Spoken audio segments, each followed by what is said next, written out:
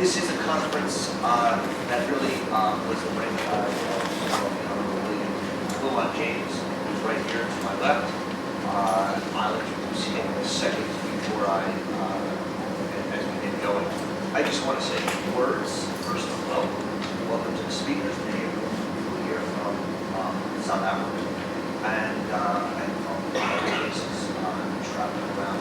And all you students and guests. This conference, fits somewhat interestingly with the ideas of Arendt. I don't want to belabor the point. The Arendt Center is interested in Arendt, but also interested more generally in questions of politics and ethics and society. And at the very core of this conference is the fundamental question that we today need to address, and this conference is trying to address, which is what is the relation between property and freedom. Poverty exists all over the world, extreme poverty in many places. And one of the responses to that around the world is to grant money and to seek to provide income to people around the world. And that has been a dominant and guiding light of the development approach. Hernando de Soto, a Peruvian economist, has written a number of books, including one called The Mystery of Capital. And he really asks us to think critically about that approach and to think about a different approach to the question and the problem of poverty. And it's one based in this idea of capital. Those of us who study political theory have at least dealt with capital. Whether we understand it or not is a different question. For Marx, capital is not simply money. Capital is not simply assets. Capital is, for Marx, a social and political and legal category. It is, in a sense, power. It's the power that capital gives to capitalists, namely those who have capital, to make decisions and to extract surplus value from assets and surplus labor from workers. For Marx, this is a controversial thing. Capital leads to dehumanization, even as it leads to power. It leads to alienation of the worker from his or her labor, even though as it can lead to the increase in the power of capital. I don't want to get into a long discussion of Marx, but for Hernando de Soto, he actually has a very strictly Marxist understanding of capital. Capital for de Soto is not only money. It is for him incorporeal and transcendent. What turns an asset into capital, de Soto argues, is that we must free its dormant power and its value. And the way we do that, he argues, and this is his answer to the question, what is the mystery of capital? What is capital? Is writing. Writing and thinking. Right? This is a philosophical answer by an economist. A house is there, it's an asset, but it's only the written title to the house that gives the house the potential to be turned into capital. Right? If once we have the written title, we can use the house as a collateral for a loan, equity for an investment, an address that gives us legal status. And all of these turn the house into capital. That is, they turn the house into a power to produce surplus value beyond the value of the house. Now what de Soto has done, and I'm no expert in de Soto's work, but I find it fascinating, and since this conference is structured around the question that he answered, I just thought I'd give a very brief and quick summary of his basic point, which is to say, first, that most of the poor in the third world, right, possess assets. Sometimes those assets are cheap, and we don't think much of them. A small piece of land, a shanty, a jitney, a car. But these assets are there, but they are not capital. Why? Because they're in what he calls a defective form. And the defective form is that they lack title or they lack incorporation, legal incorporation. And as a result, they can't be used to collateralize a loan or serve as equity for investment, or you can't sell them, you can't alienate them. The advantage, he says, of the Western economies, the best economies, the economies that produce the most capital, is not cultural or genetic, or even that they have more assets. It's that the Western countries have solved the mystery of capital. They've transformed dead assets into capital. And he says that the West injects life into assets and makes them generate capital through what's called a representational process. Namely, they write it down. They represent the dead asset, and in writing it down and incorporating it into a legal system, to a legal infrastructure, a man-made process, they transform these assets into labor, and labor into capital. He says that in Egypt, and this was fascinating to me, it takes 5 to 14 years and 77 bureaucratic procedures at 31 public-private agencies to legally acquire title to land. In Haiti, it takes 19 years for the average person to go through the 170 bureaucratic processes in order to acquire full, free title to land. His argument is simply that in many cases, the problem in these countries is not the lack of money, and it's not the lack of assets, it's the lack of capital that can be turned into money with industriousness. He does an analysis, give or take $1 trillion, where there are currently $9.3 trillion of dead capital. Real estate held but not legally owned by the poor in the third world. That's twice as much as the total circulating U.S. money supply at the time he wrote his book, The Mystery of Capital. So, part of the question, as I understand it, that this conference was convened to answer is, to what extent can we not only address poverty through questions of title, right? Through promoting a path to title and assets as the path to overcoming poverty and promoting freedom and society. But in doing so, do we, in a sense, bring people from the informal to the formal economy, enter them into the formal citizenship economy, and in doing so, recognize them as citizens, something that they are currently not recognized as. So, as many of you may know, for Hegel, the idea of right is freedom.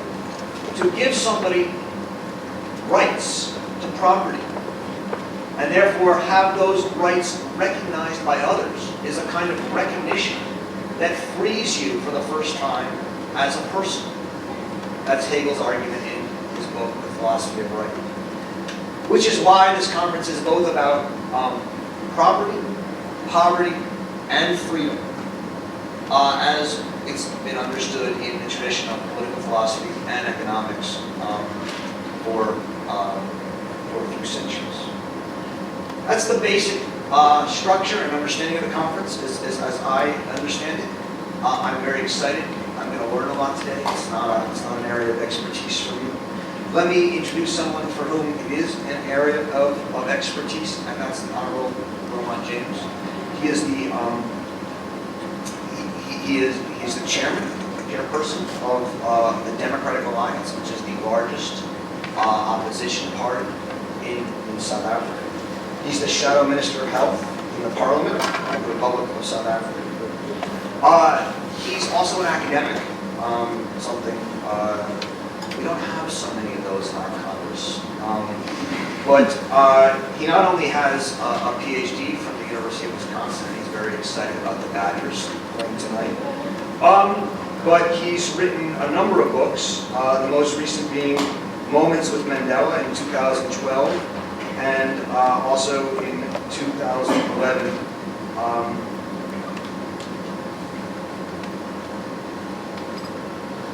what is Break from Slavery to Be. Stories of Vineyards of South Africa. But his history is in demography. He's also studied genetics and biology. And as I've gotten to know him over the last few months, just an all-around Renaissance scholar, someone of great intellectual breadth and depth. I'd like to introduce him now. In many ways, he put this conference together, and I'm very grateful to him for that. And he's going to introduce the conference and speakers and get us going. Thank you very much.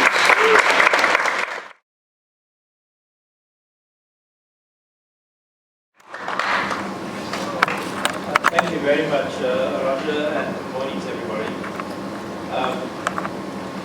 Let me start off by thanking Roger Berkowitz, Tina Stanton, and everybody else at Bard, including the president of the Annandale-on-Hudson, for making this possible. I was of this kind on your campus. The last time I was here in the summertime, it was all crazy. So I was reminded of my time in Wisconsin where the world turned around. But like everything else, spring comes and it turns green and turns all lush and beautiful places. So I find Bard College campus a really beautiful setting. And it's a reminder of the level of civic peace you can have in rural America that you can't have anywhere else. And leave the doors unlocked. The level of peace and the level of security that is unmatched. Let me start by thanking the philanthropies who finance this conference, the Ford Foundation, as well as the Brenthurst Foundation, which is the Johannesburg-based foundation. And I'd like to thank the speakers for coming, and panelists. As you heard, Paul Collier is going to be here this afternoon. Drusilla Cornell, who is here. Thank you very much for coming. Lewis Gordon from the University of Connecticut. Tim Harris, who is here from Cape Town. Jeffrey Herbst, who's here from Colgate University. Amy Kapczynski, who's here from Yale. Vincent Maphai, who's here from Cape Town, Johannesburg, South Africa. And Palesa Morodu, who's here from Cape Town. And Greg Mills, we're going to talk later to using Skype technology. Now, what I'd like to do is just make some introductory framing remarks. And for that, I need my slides loaded. I'm not quite sure how to get that done. Somebody presses a button at the back.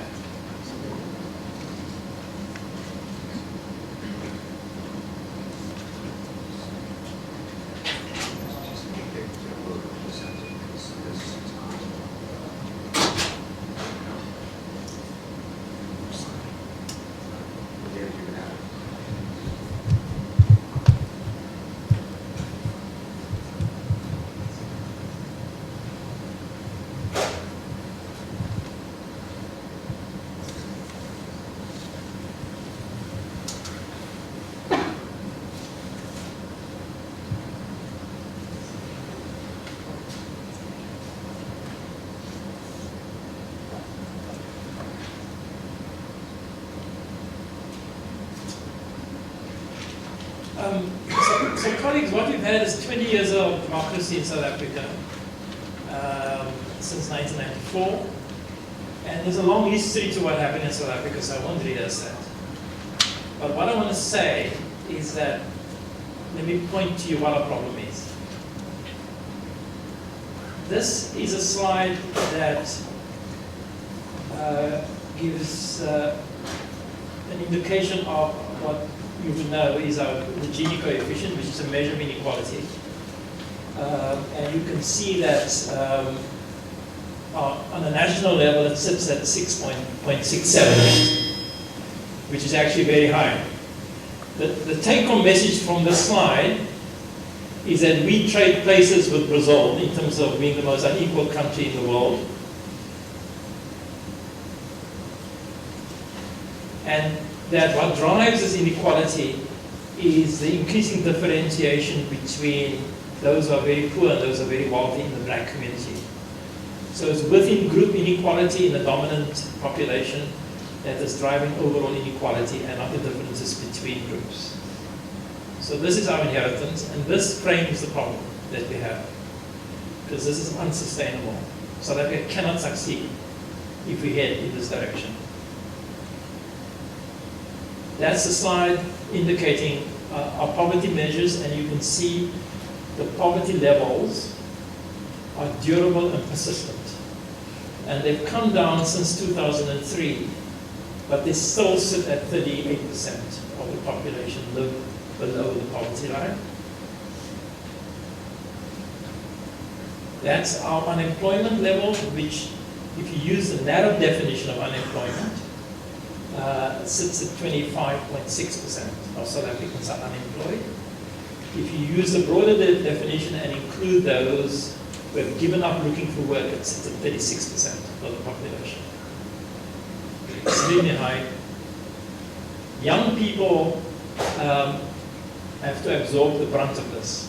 So if you look at the breakdown of those who are unemployed, you will see that 30% are between the ages of 15 and 24, and 40.6% between 25 and 64. So over 50% of the unemployed are young people.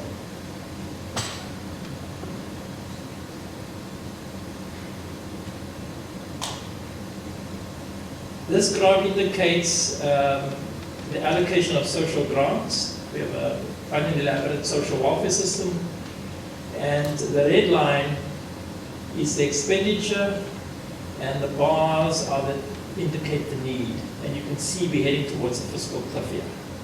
That is, we cannot afford to keep this up unless we grow at a rapid rate, which poses a problem at the end.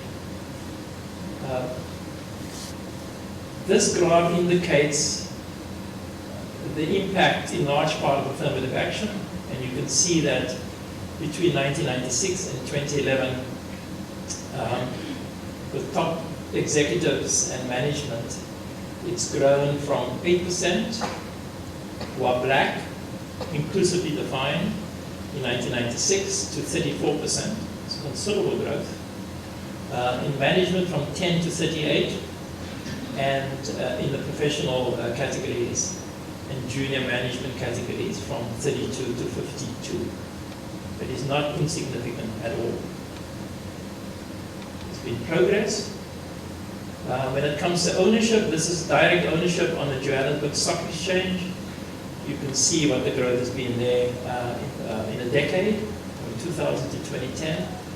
Among black people, it's really grown from 14% to 24% of direct ownership. And if you look at the ownership of shares in the retirement funds, which is a very important statistic as well, among black South Africans, has grown from 23% to 37% in terms of direct ownership. This is on the Johannesburg Stock Exchange, so unlisted companies are not included in this.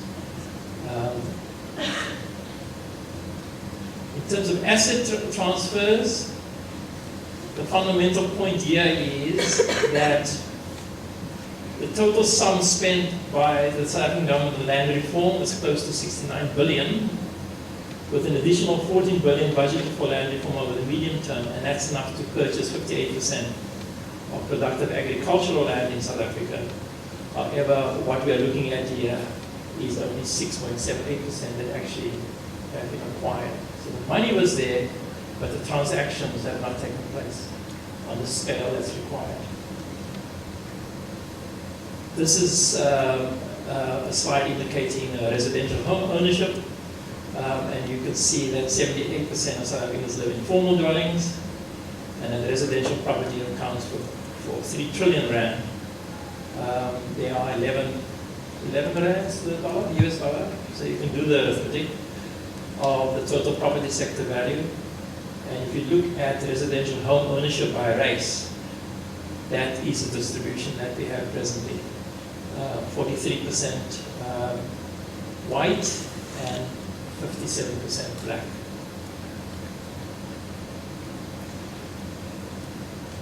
This is a subject that Tim Harris will speak to later, which is simply to reflect on a strategy that has been undertaken by the city of Cape Town and some other cities in South Africa to transfer title deeds to South Africans when it comes to land and when it comes to public housing, in line with the theory advanced by Arendt and so forth that I just spoke about. So Tim will focus on that. And I just wanted to end off by speaking about education. Our higher education participation rate, I'm sorry, the actual number is not in there, and I misspelled participation. My apologies, but South Africa presently, the higher education participation rate is 17%. For South Africa, for the UK it's 52, for Singapore it's sitting at 40, and in the case of the US I think it's sitting at 48. South Africa is at 17, so it is very low. So there's very little absorption into the higher education sector, universities and colleges, when it comes to producing the next generation of talented people within the country, so it's very low. When it comes to schooling, in some, our schooling system is a complete disaster. After 20 years, half the kids who enroll in grade 1 end up graduating in grade 12, and of these, 40% have graduated at the level that meet our entrance requirements when it comes to university and college.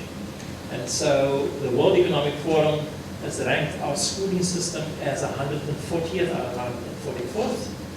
And when it comes to mathematics and science, we in fact are the worst in the world, despite the fact that the largest item of our national budget is devoted to education.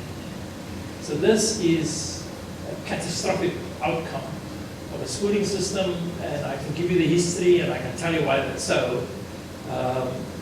But let's leave that to another occasion. I just wanted to say that the most important access to an asset that is durable in the longer term is education, and we're failing on that front. Job experience, of course, is an important one, and there was an effort in the last 5 years to introduce a subsidy scheme that would allow companies to take in graduating high school students to get some experience, because the problem in our job market is that employers would ask for experience and the students wouldn't have any, and so they were locked out of the job market. And that's a story all by itself. And just finally then, this is our GDP growth rate. Because what I've done is shown you what the problems are. There are all manner of reform initiatives underway. We have an extensive welfare system. And we simply cannot succeed unless we have high levels of growth. This is a subject that will be discussed by Paul Collier, because he'll talk about the drivers of global inequality and growth. And then Jeff Herbst and Greg Knowles would look at the question of growth very specifically at the end of the conference, because we are growing at 1.87%. If you factor in inflation and population growth, we are below zero.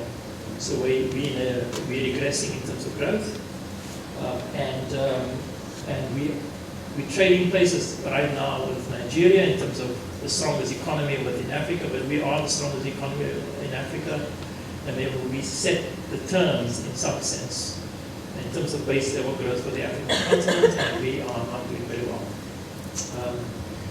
So those are my framing slides for what will now be the various panel discussions.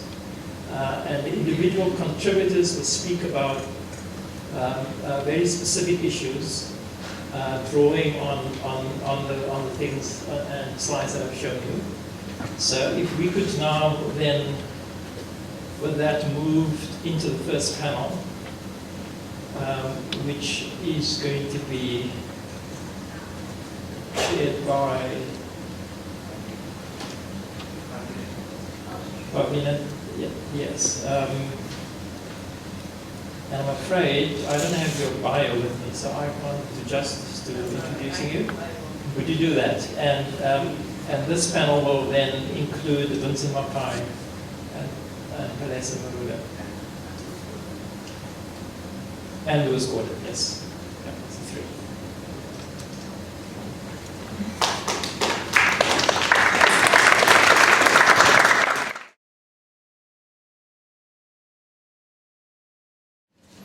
It's my pleasure to introduce the panelists, and we're going to go in the order that they are listed. Is that all right?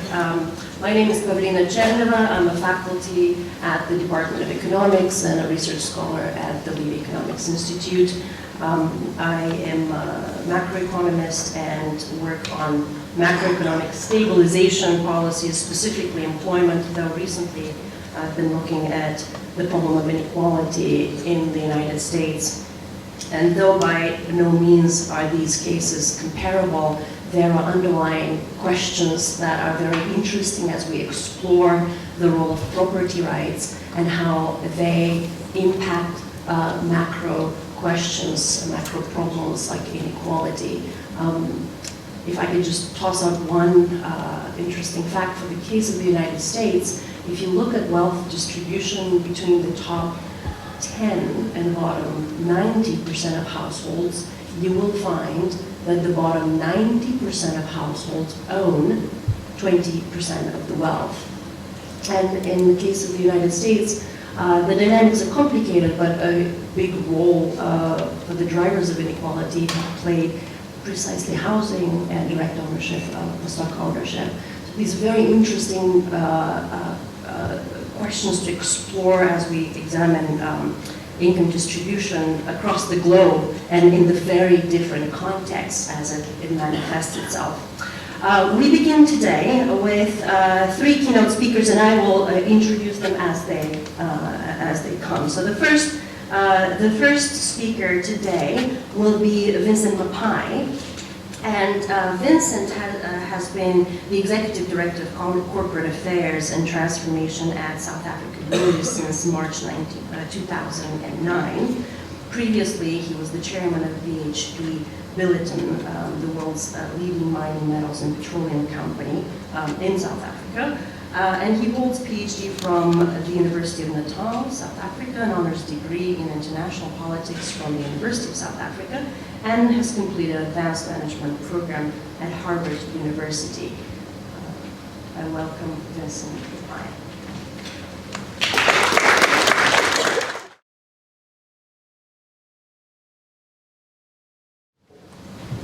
Thanks very much and good morning.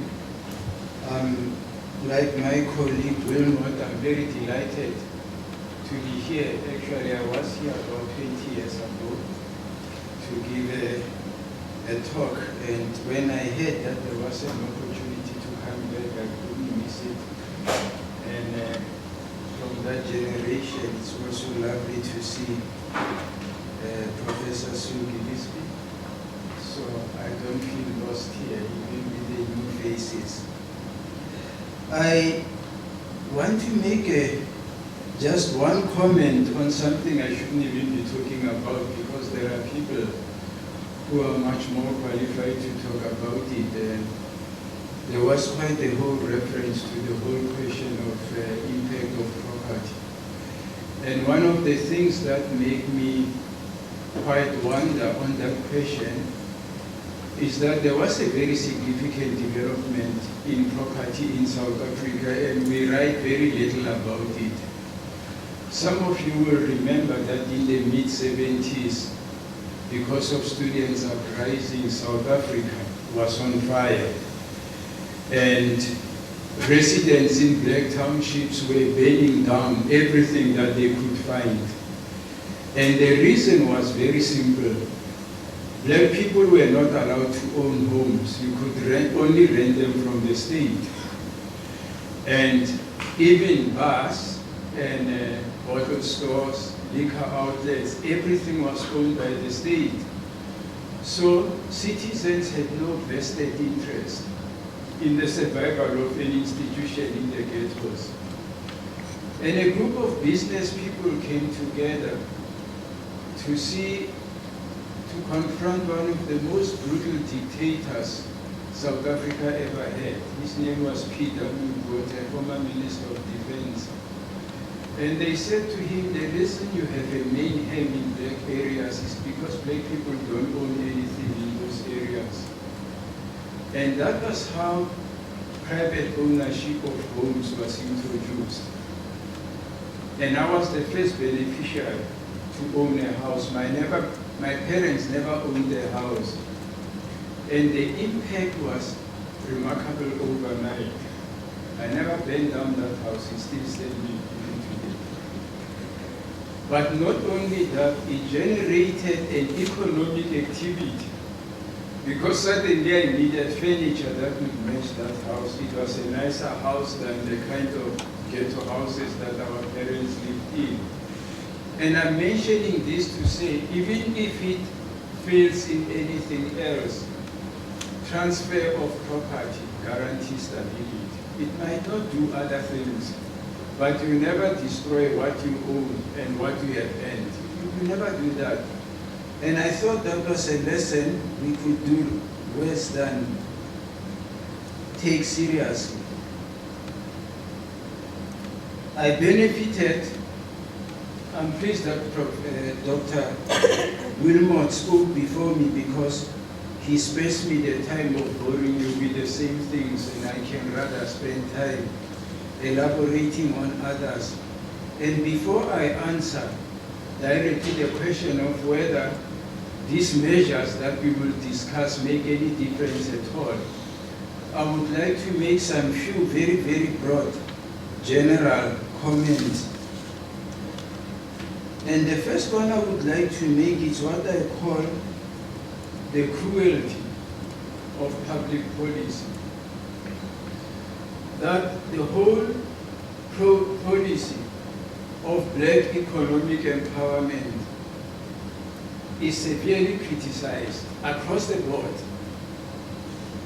And the criticism, rightly, stems from the corrupt nature of how it is actually implemented. So business doesn't like it.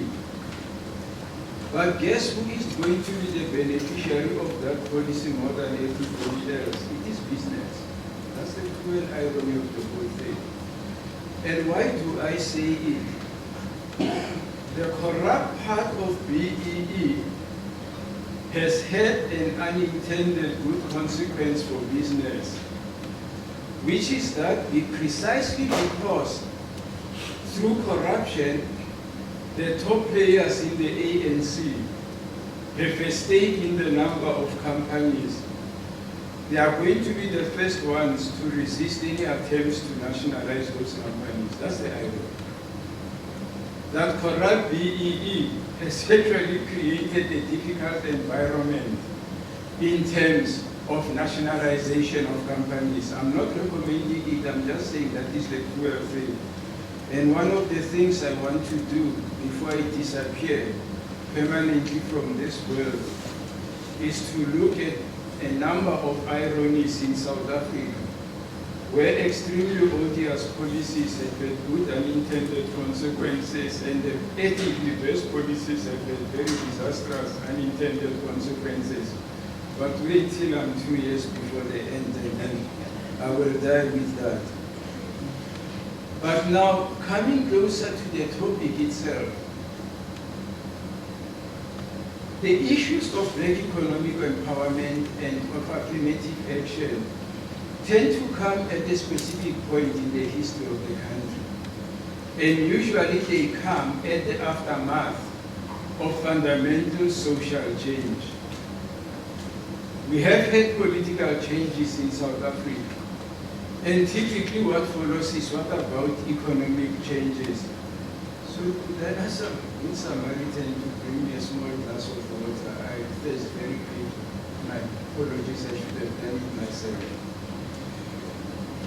So I mentioned this very, very early because I think they begin to give us tools of how to look at these measures. And I put it as brashly as I can that they are largely political interventions. They are largely inevitable. but they are not morally imperative. It's not like if they were not done, society would collapse. But they have one intrinsic characteristic. You are damned if you do them, and you are damned if you don't do them. So they leave somebody scarred if they are not done, and they leave somebody scarred if they are done. That's the problem with them.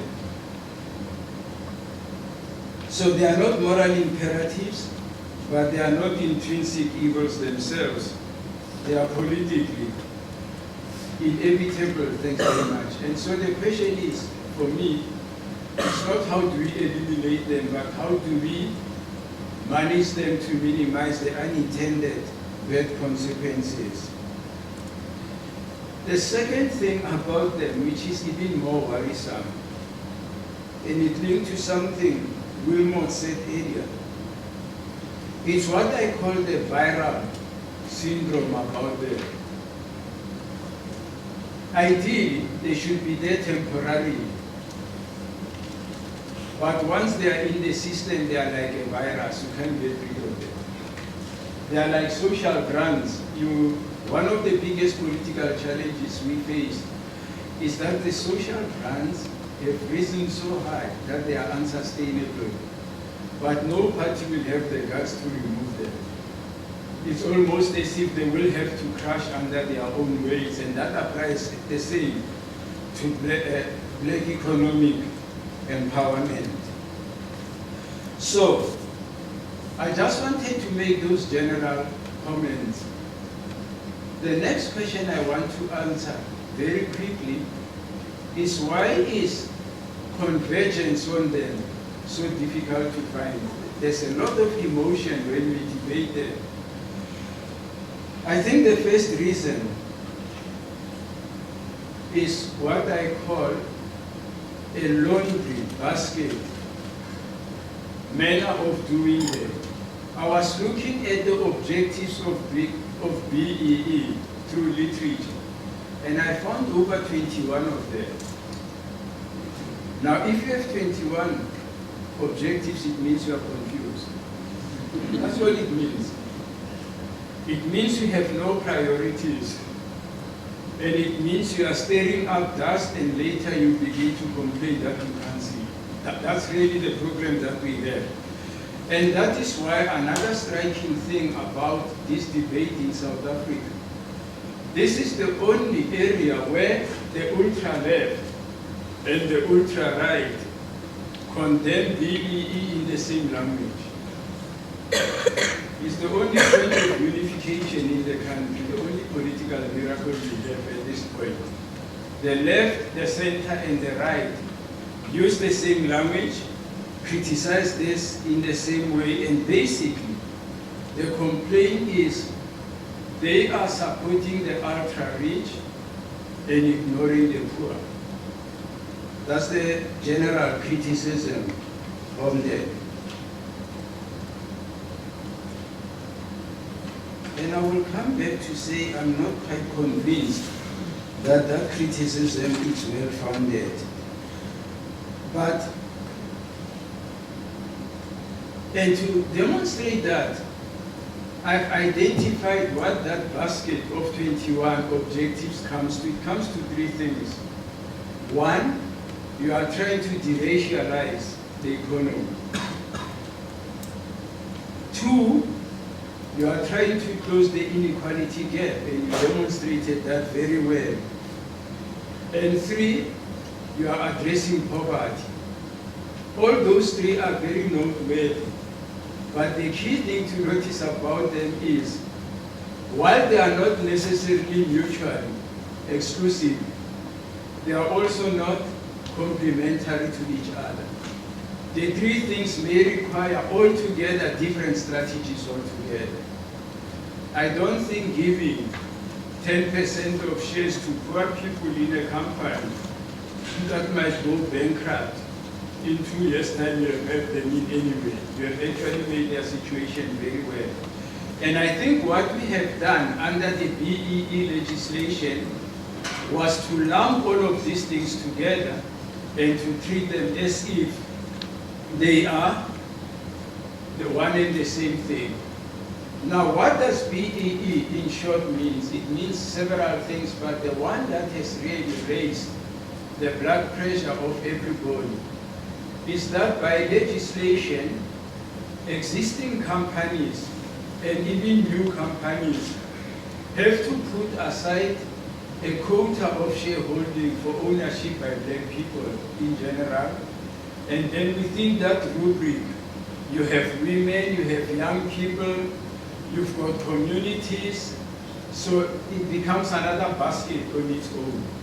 That's really what it means. And that is why people say, but who are you benefiting out of all of this? And the criticism is largely true, that you are enriching the rich, and that it is even dubious if the rich eventually get rich, because they have to borrow money to buy these shares, and like anything on the stock exchange, the share price might go up, in which case you do well, and if it crashes, you end up worse, and that is why it has such a mixed record. That is the criticism in general about BEE. But there are specific criticisms which I largely share about the manner in which it was codified. The government has made the regulation so detailed that it creates just paralysis. It creates paralysis. It is too detailed. One size fits all. The other thing is that it is so broad that it includes everyone or almost excludes everyone. It has no direction on its own. But for me, the biggest criticism is that we put a lot of emphasis on ownership rather than looking at the other, most effective and most right way of empowering people. And I can speak for myself. I know poverty in my sleep. I come from a house where sometimes for 2 days the only meal you had was pure water. And there were two things that got me out of that rut. One was education and the other one was getting a job. I'm not saying that's all you need. I'm saying that's the basic you need, because what you discover is that even with your employment equity, affirmative action, it cannot work unless you have trained and educated people to take advantage of it. And one of the things, and I cannot explain it, I still cannot explain it, one of the things the rest of post-colonial Africa got right, and we are the only African country that got it wrong, was attention to education. Our education is a mess and you don't see the light at the end of the tunnel. And somehow we believe that with such a poor education system, we are going to create entrepreneurs, business people, managers. And I think that's a magnificent piece of self-deception. And it is on that area that we have gone wrong. Now, to answer quickly the question, has it worked or not? The simple answer is, in some cases, it has worked extremely well in terms of making people rich. And some people have come out of this very, very rich. At the same time, some people have come out of it totally bruised. And I think we have identified a few differentiating features. One of them is that the most successful black economic empowerment programs were those that came before the codes were actually made law in the country. Those that came right were those where business took its own initiative. And that point came immediately after 1994, when, because of cultural and economic boycotts, until then, South African companies could not invest out of the country. And they ended up becoming local conglomerates. the minute they could invest outside the country, they started offloading some of the businesses that were not good to them. In other words, there was a commercial rather than political imperative to that BEE, and that is very, very important. The second success, and I will come back to it during discussion. If you want these things to work, business has to have a vested interest in them working. I worked for South African breweries, and its BEE deal was structured in such a way that if it fails, SAB as a company is going to fail as well. And if it succeeds, SAB was going to do even better. In other words, it became a competitive advantage to the company. And to close off here, and I will expand, the biggest failures were where after all the major companies had done BEE, the only part that where BEE opportunities existed was in state procurement.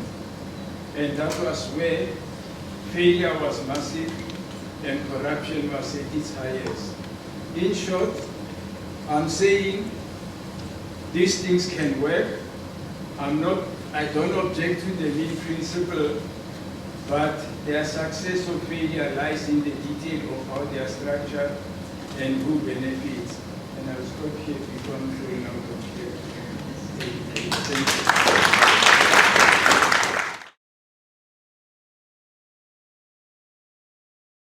Thank you, Vincent. We will now hear from Palesa Morodu. And Palesa Morodu is a regular columnist in Business Day newspaper, BT Live, who writes from Cape Town. She is a marketing and communications specialist, and her career spans a variety of global and South African management positions, including sales and marketing director for All Africa Global Media in Washington, D.C., and deputy director at the Government Communication and Information Services. Her experience includes presenting technical concepts related to corporate social investment and broad-based Black economic empowerment.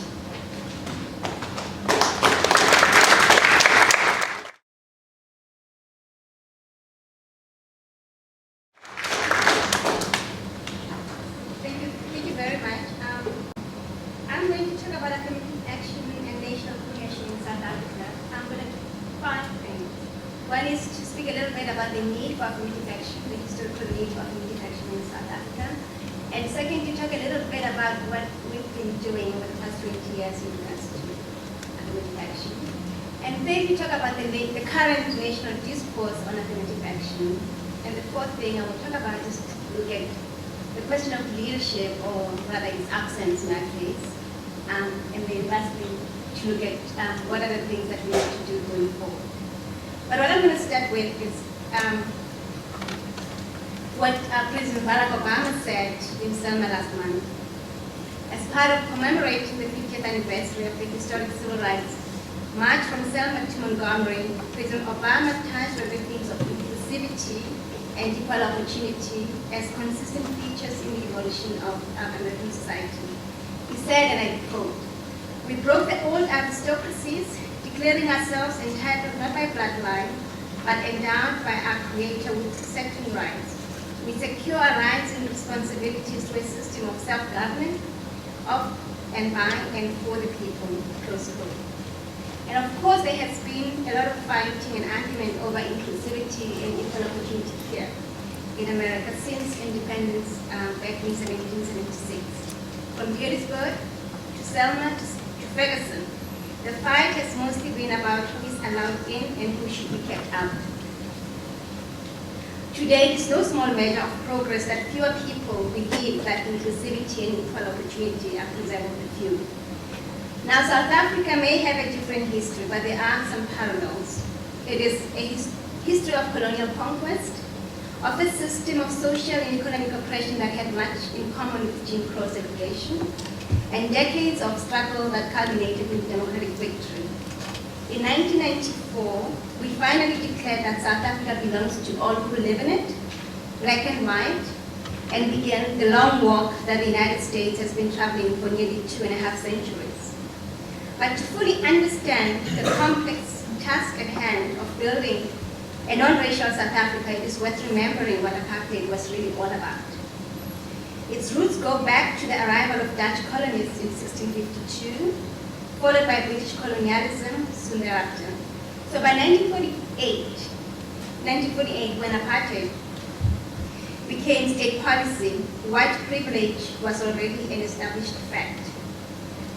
What apartheid did was to effectively make black people slaves in the land of their birth. It denied them their rights to citizenship. By law, black people could not vote. By law, they could not own land. They could not farm. They could not move freely inside their own country. The apartheid government even determined who they could fall in love with. Black South Africans became a source of cheap labor. Black people cleaned houses of white people, and by law, they had to be out of the cities before sundown. It was Jim Crow on steroids. It was as Cecil Rhodes, John Rhodes wished when he said, "To be born English is to win the first prize in the lottery of life." Except the prize was now shared by all whites to the exclusion of blacks. But perhaps, and I think Vincent touched on this as well, the biggest damage apartheid inflicted was in education. Hendrik Verwoerd, the main architect of apartheid, said in 1953 that when I have control of native education, which is black education, I will reform it so that natives will be taught from childhood that equality with Europeans is not for them. And of course, resistance to apartheid was met with brutal violence, state violence, which reached its peak between 1990 and 1994 with thousands killed just as apartheid was ending. Yet the majority of the people in South Africa focused on a different future. The transfer of political power to the people with full citizenship, opening the door to forging for the very first time a non-racial South Africa. Next year, we will be celebrating 20 years since the adoption of our Constitution, which laid the legal basis to begin dismantling centuries of racial oppression. So for the past 20 years, we've been grappling with how to realize a vision of a non-racial society while reversing damage from hundreds of years of apartheid and colonialism. So what did we do? We developed constitutional institutions to entrench the rule of law for all citizens. Despite many contradictions, most of the country's people identify as South Africans first, before associating themselves by race or language preference. So the rule of law, a common national identity, and social cohesion have defined much of what we've been doing over the past 20 years. Following the elections in 1994, the African National Congress government focused on building the political institutions of democracy. It used the state to extend the social wage, what Wilmot and Vincent were talking about, for the poor. It also created space for black people to advance as state functionaries, independent traders, and professionals. But South Africa remains one of the world's most unequal society, and I think it was demonstrated by Wilmot with the slides earlier on. In 2011, census figures report that whites remain top earners through, though there has been a substantial increase in earnings among blacks as well. There is a small subset of individuals who are black who now own or manage capital. They sit in boardrooms of large businesses, which remain predominantly white-owned. Many, if not most of these individuals are the beneficiaries of what Vincent was talking about, the BEE, a government policy conceived to encourage the development of black business class. In one sense, BEE was an expression of affirmative action, particularly in the years immediately following 1994. A number of BEE beneficiaries rose to the ranks of corporate South Africa as managers. Many of these black managers would not have been considered for advancement had it not been for affirmative action. Not all of them were politically connected. But at another level, BEE became to represent an elite pact by which large businesses agreed to share a percentage of their equity with a select few blacks. who carry political clout, like our current Deputy President Cyril Ramaphosa. There was an implicit understanding that BE deals would anchor stability of property relations and wealth accumulation. There would be profit sharing between large businesses and a segment of politically connected black business people, who in turn would help to ensure social and political stability. As more blacks joined the ranks of the professional class and business elite, the South African middle class began to deracialize. Though the country remains a highly segregated society owing to history and apartheid racial patterns, most interactions between middle-class whites and blacks still occur primarily in the workplace. But more and more middle-class families are living in the same neighborhoods, and their children are attending the same schools. Socializing among black and white South Africans is limited, but it has grown. But this deracialized middle class floats in a sea of poverty and inequality that still characterizes the lives of most black South Africans. It is impossible to build a just society when poverty and inequality are widespread, to build a non-racial society when the face of hunger and disease remains overwhelmingly black.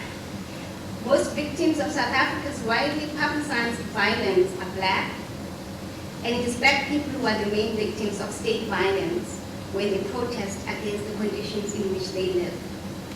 The 2012 Marikana massacre was a demonstration of the disintegration of South Africa's social cohesion. The Marikana miners helped to shine a light on social conditions in the country and the political trajectory of the ruling party. Their protests went to the heart of economic arrangements underpinning the new South Africa. But discussions about affirmative actions in South Africa largely ignore this reality. They tend to take the form of an elite quarrel about continued white privilege and what is often referred to as reverse discrimination. The latest employment equity report, which is essentially an affirmative action report, states that white males dominate the three upper levels of employment, with 63% at top management positions. The Black Management Forum, which represents black professionals, essentially, commented on this database, and I quote, what they said was, it cannot be correct that Africans, which means black Africans, because we've got black Africans, we've got black Indians, we've got black colors. It's crazy, but that's how we define it. It cannot be correct that Africans represent 75% of the economically active population of the country, and whites represent 10.8%, yet top management is grossly imbalanced. In response, the government recommended amending regulations to determine employment equity targets. It is worth remembering that these targets are also non-binding. The regulations specifically called for employers to use the national demographic profile, which would mean hiring more black Africans in particular to determine equity targets for the upper three levels of employment. The proposed regulations were withdrawn after threat of litigation. But what is important is to understand that much of that discussion around these amendments was polarized, with little room for level-headed discussion about either the success or the design flaws of affirmative action. The flaws mainly result from a narrow definition of affirmative action that solely builds on racial quotas, to the exclusion of investment in quality education, training, and transfer of skills. There has not been a forthright public discussion on how the country can improve on affirmative action. The absence of such a discussion has bred unnecessary failures and resentment. For example, if you take local government, many of these local governments have lost essential skills in engineering and financial management, yet there is little investment in education and training with black managers. In combination with political appointments of unqualified ANC comrades, this has contributed to dysfunction and failures of basic services in many municipalities. So who suffers as a result? Poor people who depend on this tier of government for basic services. While such developments affect the lives of millions of South Africans who are poor, a different kind of debate is taking place in the professional classes. For example, just last month, writing in the Johannesburg Daily, the Star, one of the columnists out of Wilmot, said that the rise of the black middle class has been artificially engineered by the ANC government, calling this institutionalized corruption.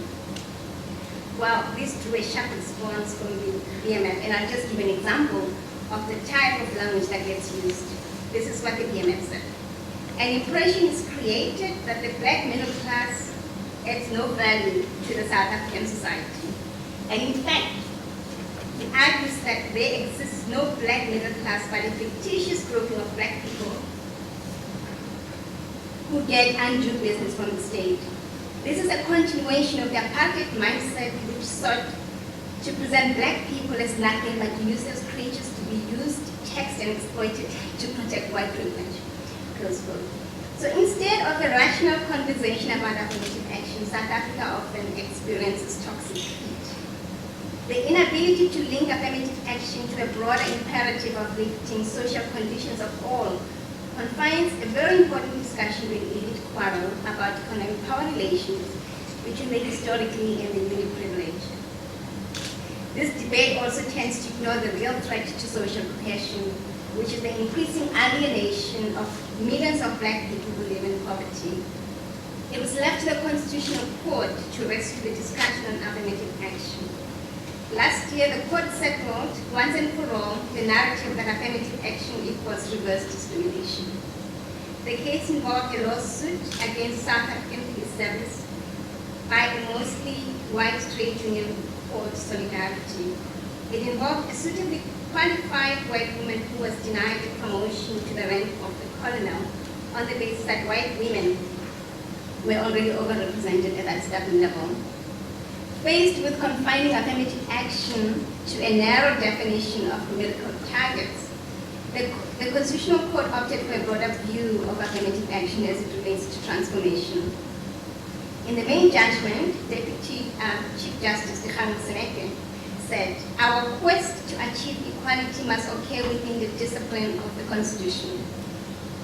But remedial measures are not an end on themselves. They are not meant to be punitive nor retaliatory. Their ultimate goal is to urge us on to move to a more equal and fair society." Justice Johan van der Merwe argued that it may be a historical fact that the innocent often have to account for sins committed before they were born or able to act independently. However, innocence of conduct by one's ancestors or predecessors that in hindsight are widely recognized as morally repulsive does not mean that the innocent have not over time benefited from injustice. One can benefit from a wrong without being guilty of wrongdoing. But fundamentally, what Seneke said was that a socially inclusive society idealized by our Constitution is a function of a good democratic state for the one part and the individual and the collective agency of its citizens. Which brings me to the issue around leadership and its absence. What is required to achieve the goals of affirmative in South Africa and by extension to build a more inclusive society? First, South Africa needs a functional, competent, and accountable state that can mobilize all of society towards a shared national vision. And that vision already exists in the Constitution at a policy level in the National Development Plan. But the ANC, which dominates the state, has grown away from its non-racial origins. It is weak and it is increasingly corrupt. Political leadership is one of the most urgent issues confronting South Africa, and I believe it will be resolved over time as a new generation of young people become involved in politics. And already you can see a lot more young people getting involved in politics. You can see them drawn in politics at universities, in the streets, at various political formations. And how this new young people, a generation of young people, reimagines a future South Africa will determine the course of nation building, social cohesion. The second thing that needs to happen, or must happen, is the acknowledgement of historic injustice by those who benefited from apartheid and colonialism. And I think this is the context for understanding. I don't know if you are following what's happening in South Africa around the Roads Must Fall campaign. at the University of Cape Town. I think it is important to understand that it is a reminder that Black South Africans will not forget the past, nor will they settle for the status quo. And thirdly, the country needs a fresh look at the design and effectiveness of affirmative action, taking into account successes and failures, South Africa's skills requirements, and the changing the class structure of the Black population. And the final element will likely be, and this issue around the class structure of the Black population will be challenging, because for some time South Africa will need to provide affirmative action opportunities not only to the children of working people, but also to the children of middle-class families. So a broad and inclusive discussion is necessary to devise new measures that can accommodate a larger pool of victims of historic injustice. Failure to do so will continue to confine a discussion about affirmative action among the relatively privileged South Africans. Thank you.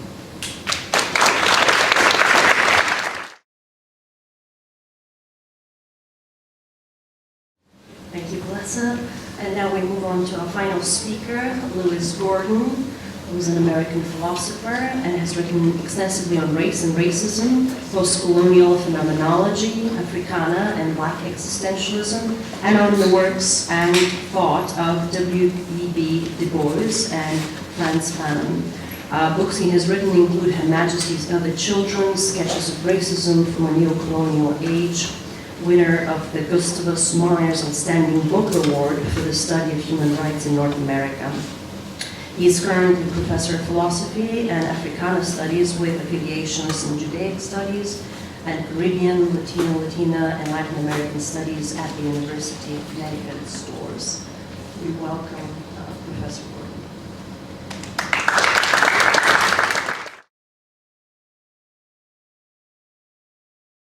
So shalom, and for some of you, as a rule, I'm based on Sameh. Salam alaikum.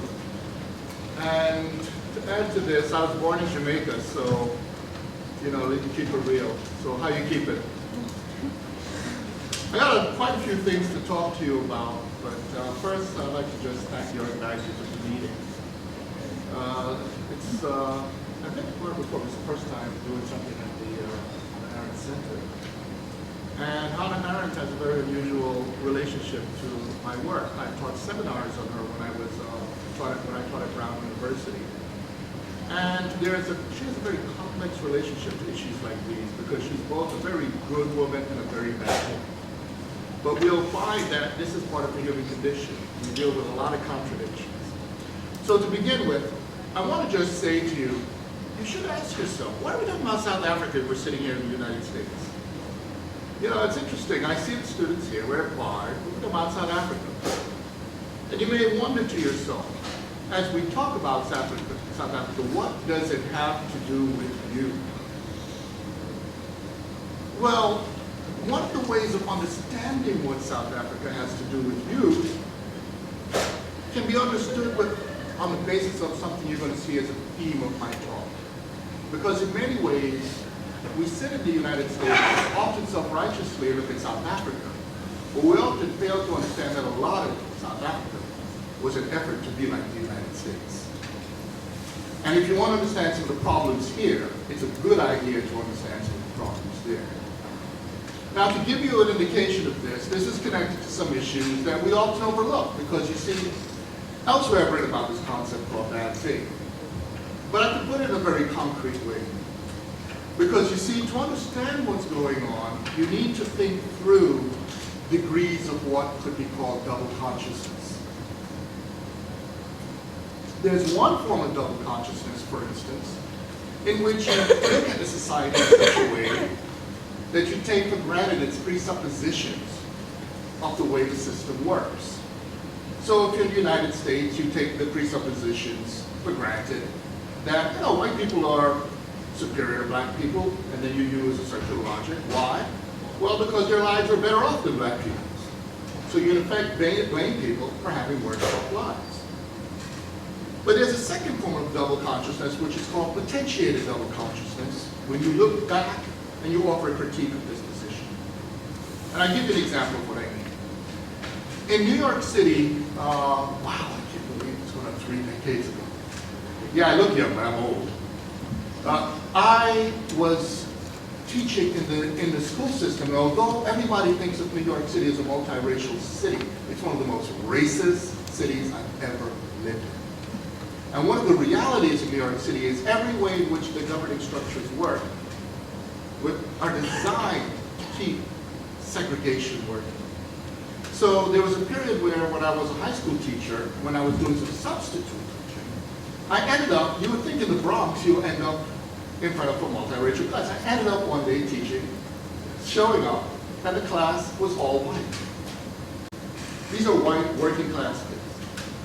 And of course, here's the black teacher in front of the white kids. How you get conversation going, so I decided to have some fun. So I said, you know what?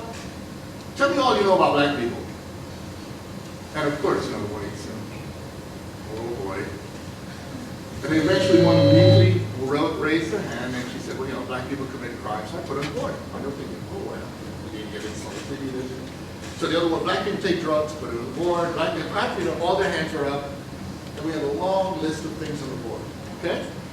So then I started checking them off. So I started with, black people commit crime. Nobody in this room has ever committed a crime, not even a misdemeanor. So they were like, black people take drugs. No white student in the room even had a joint or a drink of alcohol. And then they're talking about black people as sexually licentious. I look and say, you're all virgins in the room. Okay? So as I went through the entire list, after a while I looked at them and I thought, yeah, you know, you're the blackest white people I've ever met.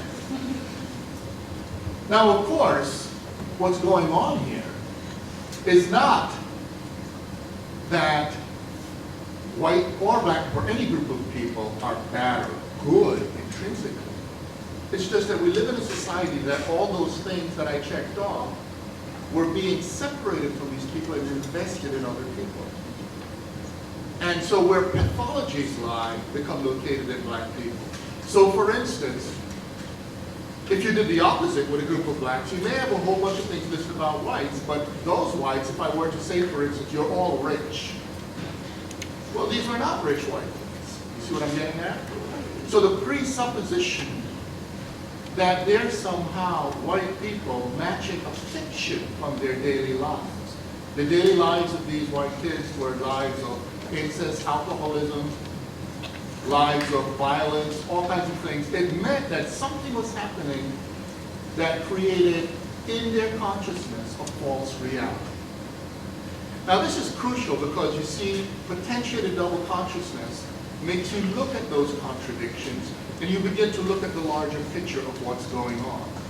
And this has been a problem with the way we do research and scholarship in the United States because, for instance, many of you may believe if you study subject matters that simply say philosophy, politics, history, and so forth, you're getting philosophy, politics, history, and so forth. And you believe if you put black politics, black philosophy, black history, and so forth, you're getting a particular version instead of the universal. The reality is the opposite, because the subtextual basis of just simply saying philosophy, politics, and history, sociology, economics, and so forth, is that there is a parentheticized white before them. So what you get is white philosophy, white history, white-centered economics, white, a particularity treated as a universality. In order for me even to give that example, I had to take the perspective of black seriously, because you see, when you say black, you must set it up in relation to something else. But when you say white, you imagine it's universal, so you actually ignore the rest of reality. What that should let you know is that if you invest in whiteness, you dupe yourselves, just like those students. And in fact, if you look at the scholarship of the diagnoses that looked at the 20th century and thought about the 21st century, consistently down the line in the history of ideas, it turned out that black scholars were right and hegemonic white ones, especially in the social sciences, were wrong. A good example is if you think about W.B. Du Bois.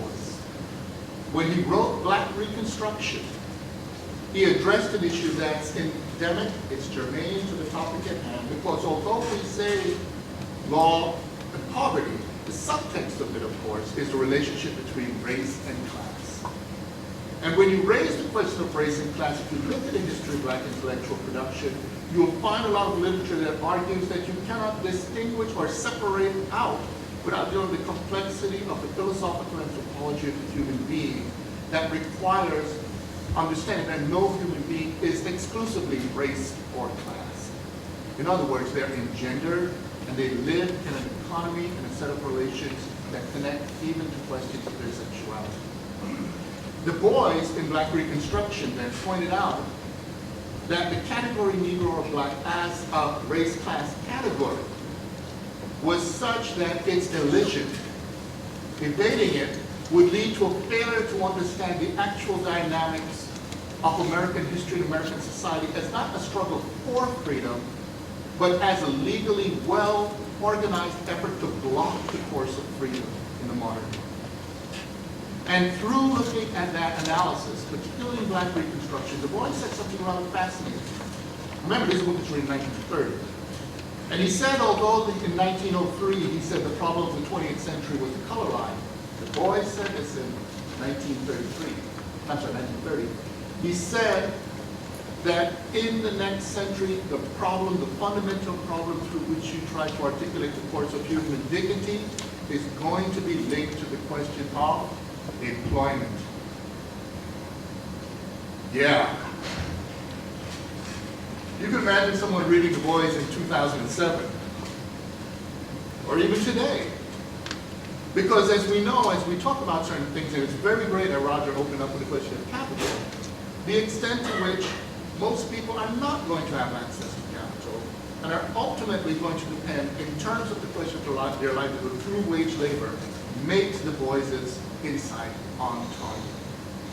Now, I begin with that mainly because as we begin to look at these issues, we have to understand that just as looking at Black studies in America may make you understand America better, looking through thought from the global South may make you understand the contemporary global situation better.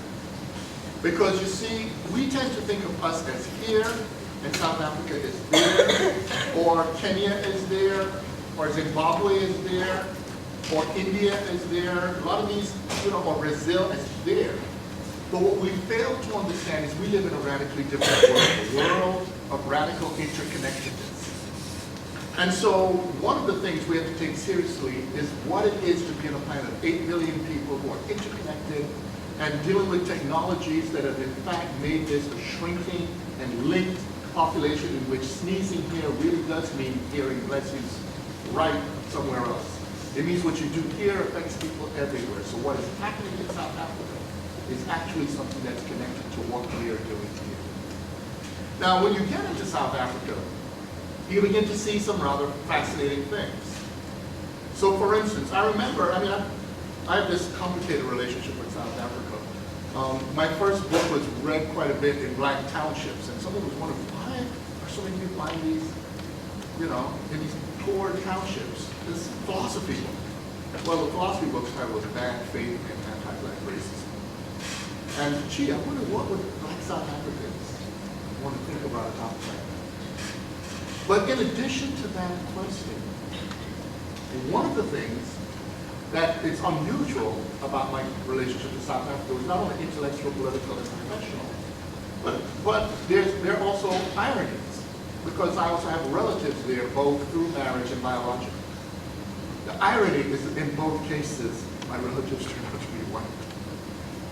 So it's very funny, a Black man goes to Africa to meet his family, they turn out to be white. Anyway, the thing, well, there are other examples. These white South Africans go to the Caribbean to meet their family and they find, hey, there's a Black guy. The thing to bear in mind is when I'm going to bring up 2011. I'm going to bring up 2011 because it was on the charts, but also this book came out of a meeting in South Africa in 2011. It's called Being at Home, Race, Institutional Culture, and Transformation in South African Higher Education Institutions. And it's edited by Pedro Tabinski and Sally Matthews. The US edition should come out. It's a really useful text because it connects to an issue that is raised in each of the previous discussions.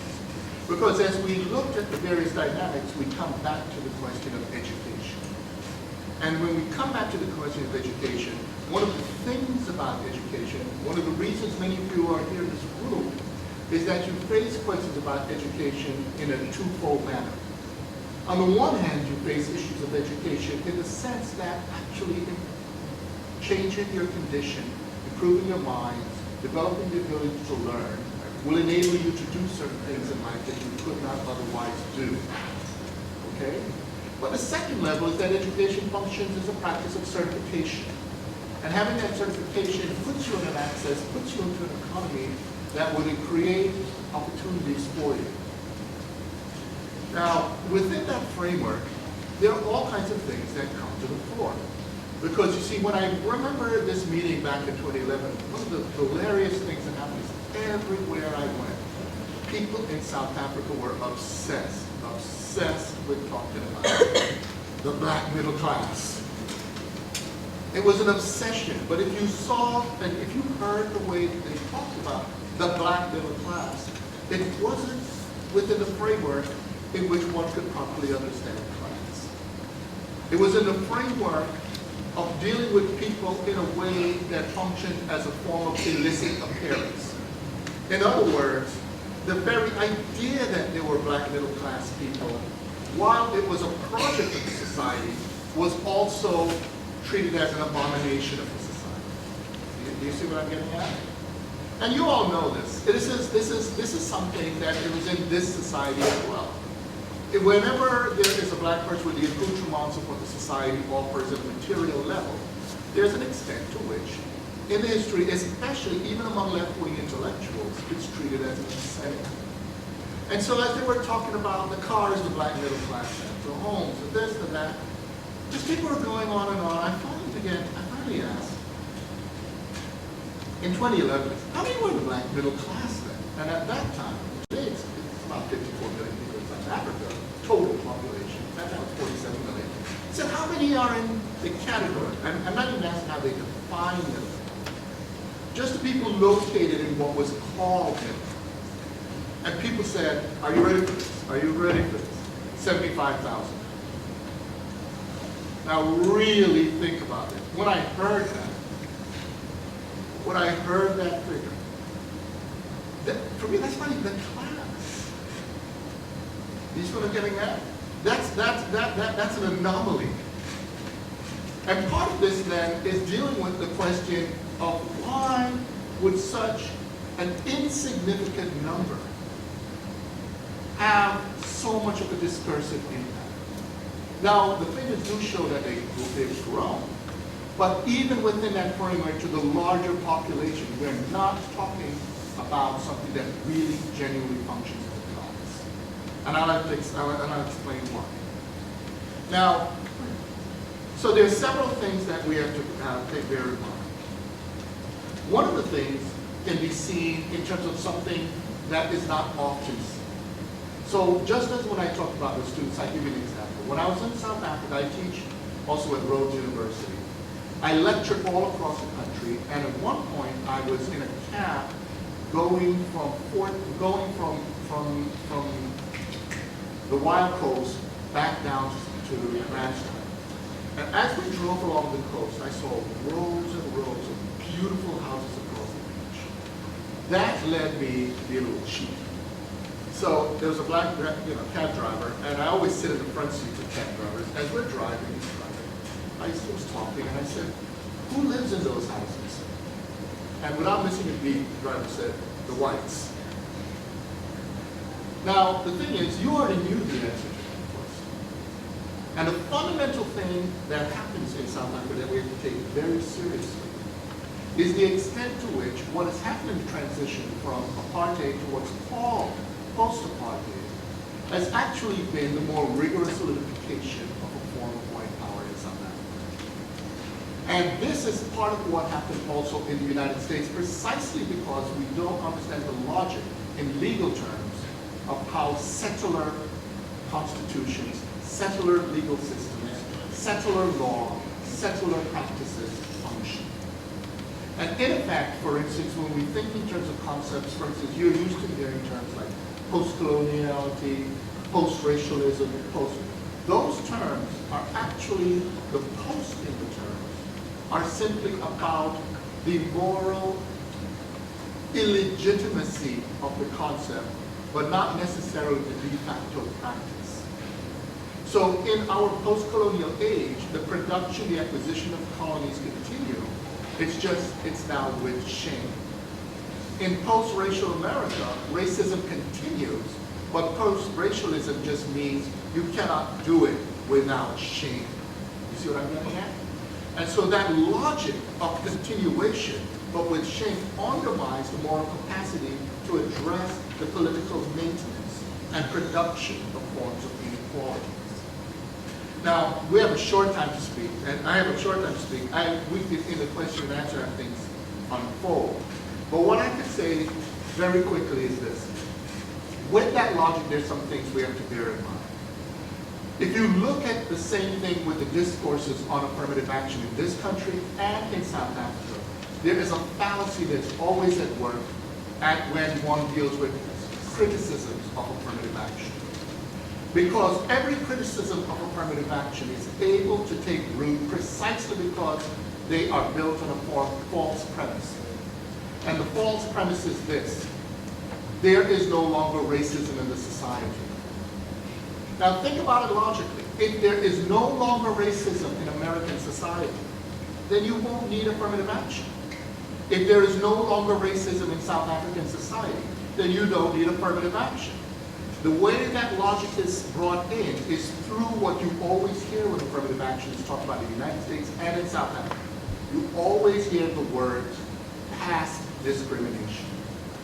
But if you think about it, the logic of the kind of justice used to deal with past discrimination renders invisible the maintained social structures for present and continued discrimination.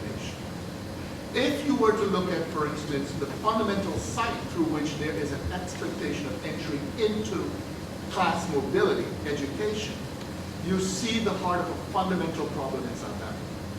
The fundamental problem is this: there is a presupposition that the practices, the structures, the institutions of education were somehow independent of apartheid structures.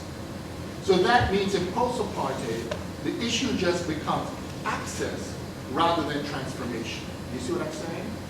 It's a similar thing in the United States. The presupposition that it was functioning in itself was independent of the racial mechanisms, instead of being sociologically endemic to it, meant that you could imagine you could just take the group of people who were excluded and put them in to a system that was designed to create the very epistemic, political, and material conditions to keep them out. That is one of the reasons why, fundamentally, what students are entering in post-apartheid South Africa is continued apartheid education. And that is one of the reasons why those figures about the failure are there. Because South Africa hasn't asked itself, what does it mean to create an educational system that is not already linked in as an ethos to the production of colonialism, settler, and racial structures? What they're doing instead is trying to think about how to imitate the United States, or imitate England, or imitate Germany or France. But those are educational systems that came out of the very practice of creating civil servants to manage colonialism. They are actually fine-tuned and designed for their constructions of a certain type of capital. What South Africa has to do, what many in the global South have to do, is to develop and rethink what it is to have radically different kinds of education, the structure of relations, and how they link to different conceptions of economic relations and other forms of relations through which to address what are uniquely 21st going into 22nd century problems of educational institutions and the societies in them. So I'm going to conclude, because I have to start with just one remark. As you notice, as we deal with each of these concepts, when you deal with potentiated double consciousness and that kind of critique, you take something taken for granted, and you begin to see it in a different way when you raise a different perspective.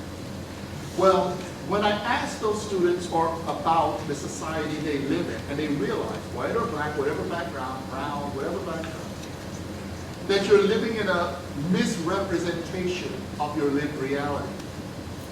It means then you have to have a form of radical critique that deals with the contradiction. And here's an example. In the context of the Global South, and particularly in Africa, you always hear the discourse about corruption. But what I find amusing is I have spoken and visited and dealt with and even looked through the inner sanctum of different communities, different governing bodies across the globe, except, well, I've never been to Antarctica. And what I've found is there is no place on this planet in which I have not encountered, right, a government that was not corrupt. I'm sorry, that was corrupt. In other words, everywhere, there's corrupt government. What I've seen as a difference is not between corruption and non-corruption, because we know it. I mean, there is no municipality, state level, federal level in this country that's not corrupt. What is different is the distinction between functional corruption and dysfunctional corruption. Functional corruption has corruption in such a way that the practices translate into modes of production that connect to the needs of the communities in it. Dysfunctional corruption are those that have the corruption linked into disenfranchisement of communities through the privatization of power and capital that crystallize it into few. And it's within that framework then, if one is going to deal with the issue, the real issue is to deal with the question of how one can deal with what Roger opened with, which is the very question about capital and power linked to the question of eroding the privatization of power. And I'll stop there. Thank you.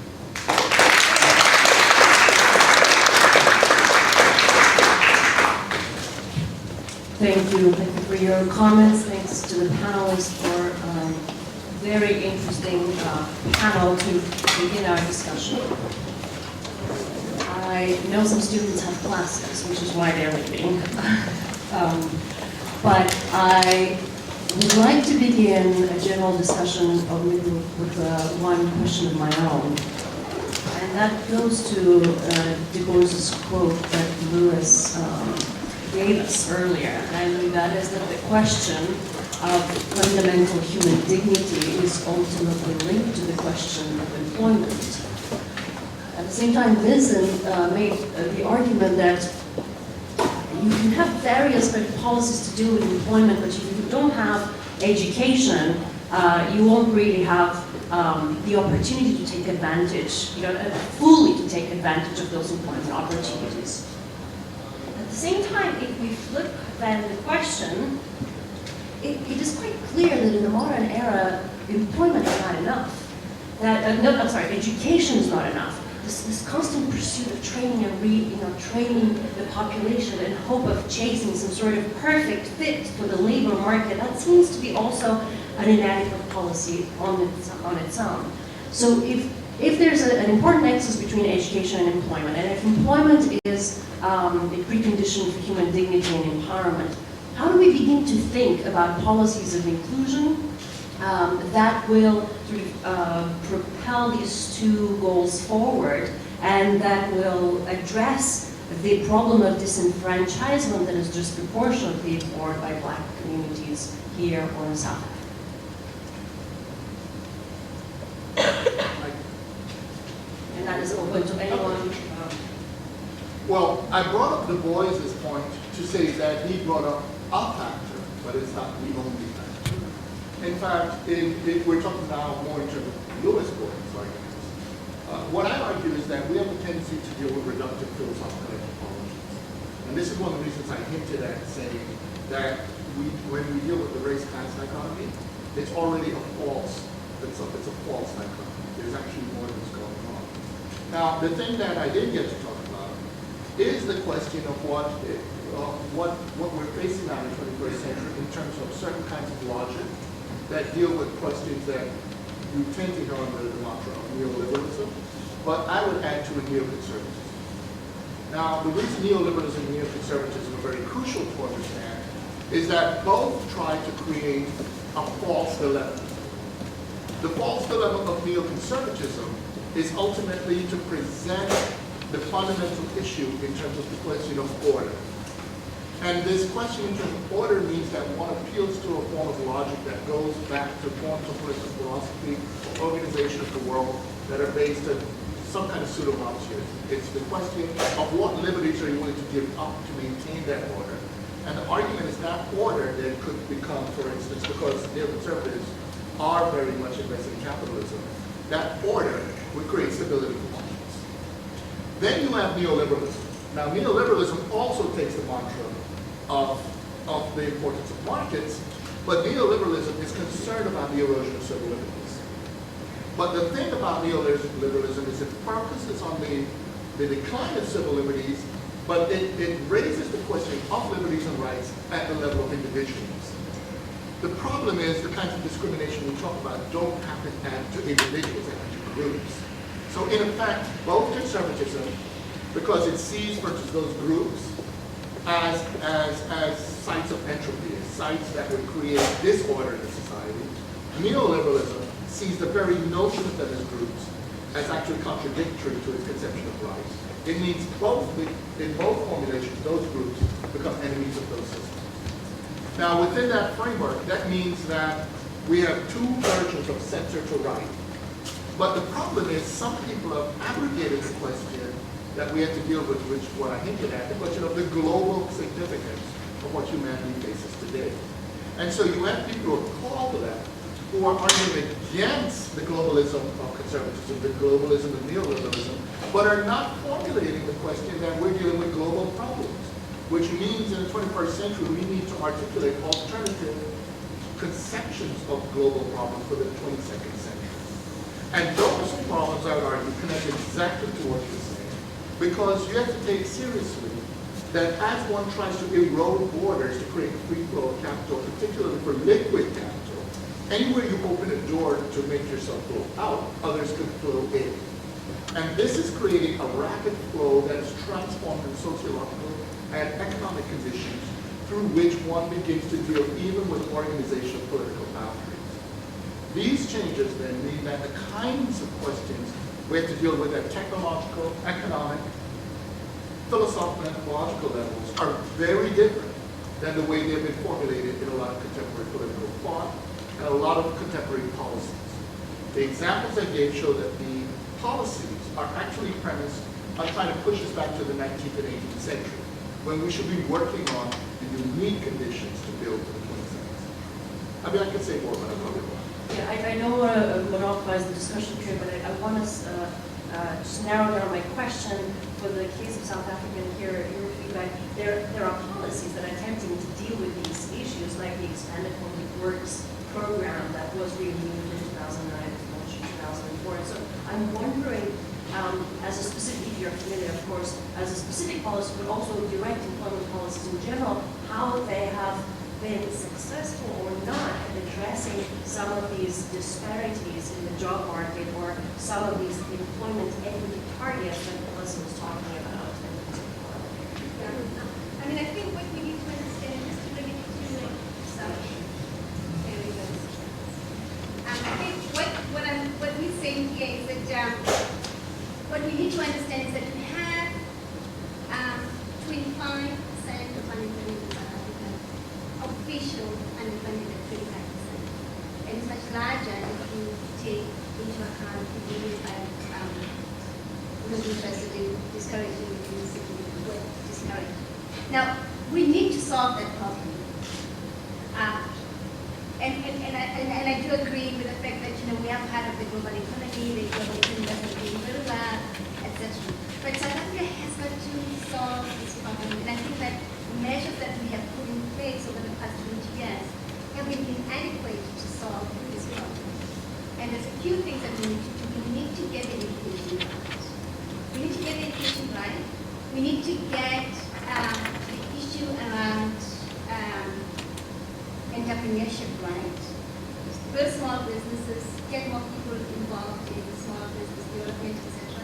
We need to get the skills right. I mean, I cannot overemphasize the fact that the apartheid education was such a disservice to the majority of black people, and that for the past 20 years we have not been able to get education right.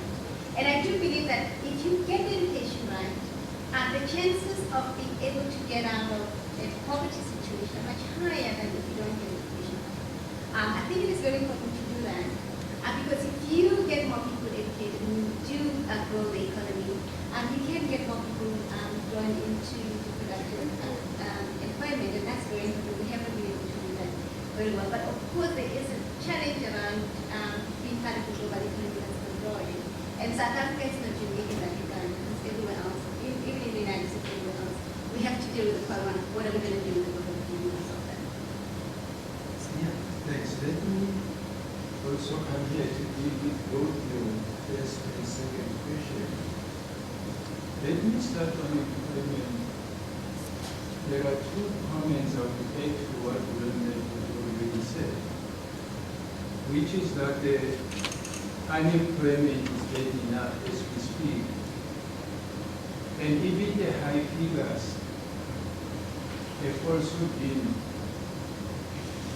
kind of inflated by the fact that part of them have been created by the public service, almost to increase the numbers. If you really take out unsustainable public service jobs, the situation is even worse than the bad one that Wilmot has already created. I think that's the first thing. And the question really is, how do you create sustainable jobs? Everywhere else, sustainable jobs have been created by a healthy economy. Everywhere else. And our economy is anything but healthy. And tied to that is that government doesn't know how emotionally and ideologically to deal with this problem, and it also links with education. There is a very, very interesting phenomenon in education in South Africa. And we don't like to talk about it because we go at each other's own. The first part is what Palesa mentioned, what apartheid did to education. That one, the damage was worse. But the second part of it is how the struggle against apartheid exacerbated that.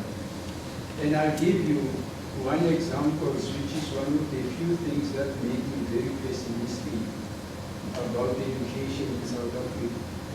And it is the fact that in the 70s, I matriculated in 1969, and I was the last generation of people who had uninterrupted schooling. Starts the beginning of the 70s, the schools become a site of confrontation between the apartheid government and the communities. They become explosive for that. By 1976, urban schools are probably 60% dysfunctional because it's a fight, it's war in the townships. By 1984, the schools in black ghettos had totally collapsed, totally. But there was one phenomenon that continued during that period. The teachers continued to be paid. Teachers continued to be paid for doing no work. Comes 1994, when the situation settles and students come back to school, guess where the first people to go on strike? Teachers. And it's a political problem we cannot manage, because teachers are part of the ANC alliance in government. And humanly speaking, asking people who for 15 years didn't earn their salaries to start earning them sounds almost like an unfair labor practice. And we are dealing with that kind of, and the ANC does not know how to deal with them because these unions are powerful, very strong. So, just back to education, I was making a much more pedestrian point, which is that if you don't train engineers, don't insist on affirmative action in engineering. Something like that. And the last point I wanted to make was, it's interesting, the most skilled people in South Africa are increasingly illegal refugees from Zimbabwe. It's one of the things that Mugabe somehow did not acknowledge completely.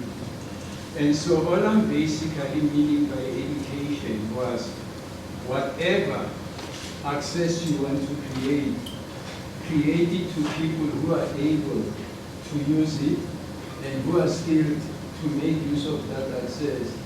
Otherwise, you are going to end up with dysfunctional transformation. The only thing I want to add to it is this. A very crucial thing to understand is the double standard that's placed on these issues when it is the time to deal with them around black people. Fanon and many others have argued that black people have a tendency to show up to the party too late. And what I mean by that is, in this country, for instance, white wealth was not accidental. It was invested in by the government, cultivated. There was a whole structure, a whole legal mechanism to make sure, and in fact, in many cases, actively to disenfranchise blacks. There were more wealthy black people in this country within 20 years after Reconstruction, after the Civil War, than today. And part of that is because the system was designed in such a way to extract that wealth away from black communities and to invest it in white ones. Now, South Africa, white wealth in South Africa, was a function of a totalitarian system that structured the laws to produce that wealth. You see what I'm getting at?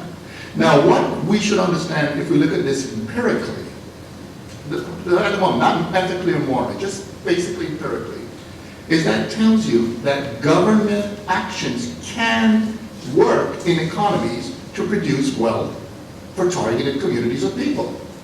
In this country, for instance, anti-Cubanism, in terms of Castro Cuba, created an investment so Cubans can be wealthier than other Latino groups in this country, precisely because of government policies. So this is not an issue that's unsolvable.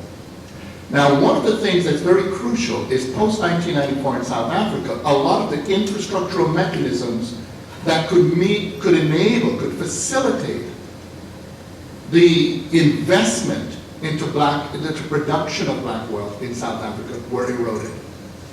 And within those frameworks, to understand this is where, if we take seriously the point I said that South Africa is trying to imitate the United States, a very important book to read in the United States context, that is almost point by point relevant to the South African context, is E. Franklin Fraser's Black Bourgeoisie. Because what E. Franklin Fraser pointed out is that although you may have black middle class people, you don't have a proper black bourgeoisie. And the difference, if you want to know, between a bourgeoisie and a middle class is that a bourgeoisie's wealth is linked to the production, to capital that can stimulate other kinds of wealth. Whereas if your wealth is simply as a mediating service economy group, or if your wealth is a function of your political negotiations, then you have particular families of wealth, but you do not have wealth so intimately and symbiotically linked to the economy that it stimulates a larger community of wealth. And so this is one of the cases, if you look at E. Franklin Fraser, and you look at contemporary South Africa, you could see the intimate relationship between these conditions here and there. Thank you. I'd like to open it to the floor. I'll take a couple of questions. Two questions. Yeah, and some answers because, yes, we are over our time. Questions? Yes, please. Good morning. Thank you for your presentations. My name is Diane. And the question I have is, in 1994, when ANC came to government South Africa, they had some real decisions to make about their macroeconomic policies. And at first, they were talking about RDP, which was the Redistribution and Development Program, to try to right some of the injustices under the apartheid rule and have a more redistributive type of model. And it gave way in '96 to here, which is our growth, employment, and redistribution and development policy, which is really basically a neoliberal policy, because the good news is the sanctions were very helpful to end apartheid, but the bad news was also that foreign direct investment was going away, the debt was increasing significantly as a percentage of GDP, but they've had this gear, type of macroeconomic policy in place to get FDI back in the country, etc. And so it's clear that part of this neoliberal, like other countries with these macroeconomic systems, is creating greater inefficiency, or not inefficiency, inequalities you see in the Gini coefficient. So I guess my question is with, Zuma as president and seeing unemployment rates, and some of the problems still within the education system, which a lot of that I think is somewhat due to this efficiency model, right? So they've emerged a lot of universities to create efficiencies, etc., that didn't get at systemic problems. The question is do you see now, with some of the systemic problems that are still coming on, that there's discussion now looking at perhaps changing some of these neoliberal policies under Peer and really starting to think again more about redistribution and equity type models? I'll take from the student one question, and then I will answer it.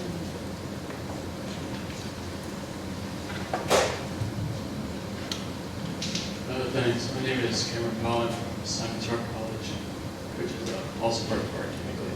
So my question is, if in a way, sort of like the malice of this like DeSoto principle that we started with is that it sort of makes like unemployment or lack of access to institutionality sort of the pathogen rather than like the institution itself, and in that way sort of cuts off a sort of systematic critique, and that cutting off systematic critique is in a way tied to sort of an infinite task of like pursuing ends, sort of like pursuing equal access, sort of like arguments we have, like say the argument we sort of see that participation in like the formal is sort of, as Dr. Bruno was saying, like all too often is sort of a cover for the persistence of like colonialism, the persistence of anti-black modernity. Then how do we, on the one hand, sort of rethink the question of what is to be done, like not as of sort of pursuing an end, but somehow like beginning with something, beginning with perhaps like an idea of education, or sort of, if education is also a fundamental problem, then can we think of education in a way as sort of connected to a rethinking of the question, if that makes sense?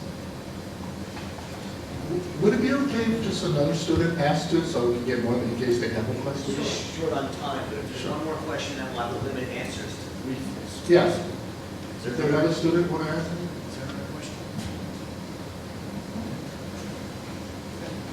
Well, Okay. I think the first question is around what is to be done, what should be done in South Africa.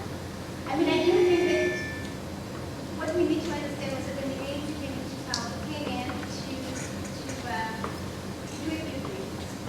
One was to build institutions of democracy, and that's been very important to maintain some form of social cohesion there.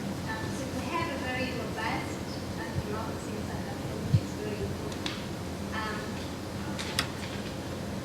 And I do think that the ANC has run out of ideas about what needs to be done. It has achieved what its historic mission has been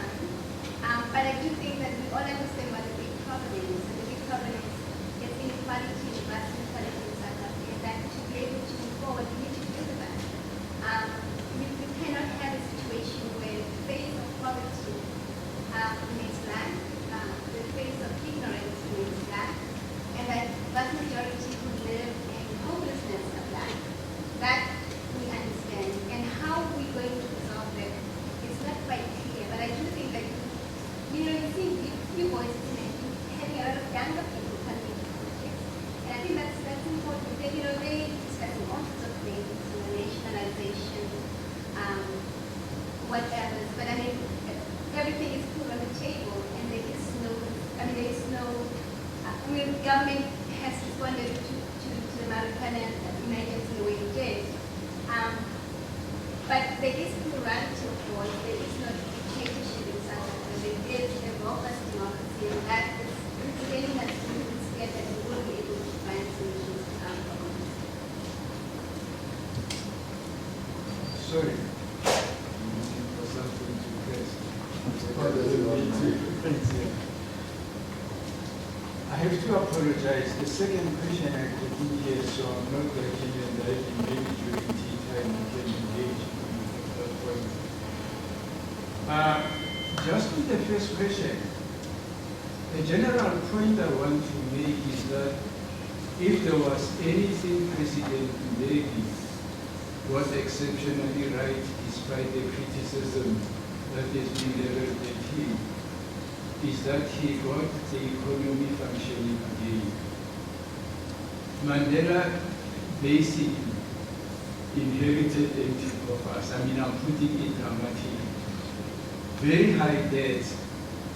And I think what saved South Africa under the Mandela and Mbeki presidency was the avoidance of macroeconomic populism, whichever way we call it. You know, I always say economics is very commonsensical. If you spend more than what you have, eventually it catches up with you. I've seen it in my own family. So, and I think Mbeki was very, very cautious. And the reason he was very tough on that, ironically, was he feared that the last thing he wanted to do was to get the IMF and the World Bank taking over the running of the South African economy, and he wanted to make sure that the debt was down, and we were actually on the rise.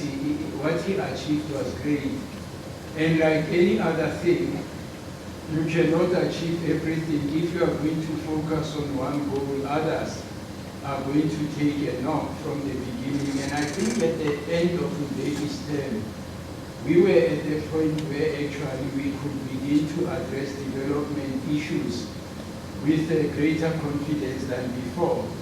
I only think his biggest error was that in his focus to reduce debt, he could have done better by investing in infrastructure development in that time. I think that was an opportunity he missed.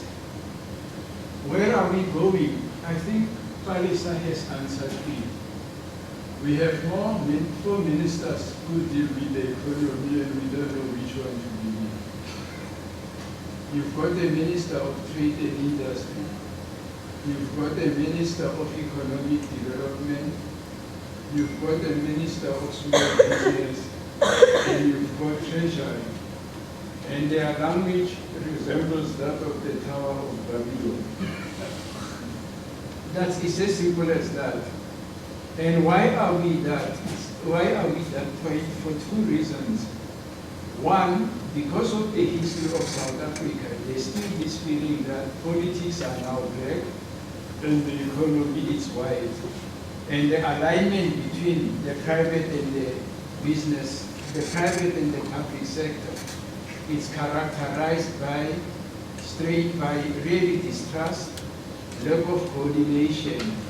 And number two, because of the strong intellectual influence of the ANC, I mean of the Communist Party on the ANC even today, there's more time spent on economic debates within the ANC than getting the job done.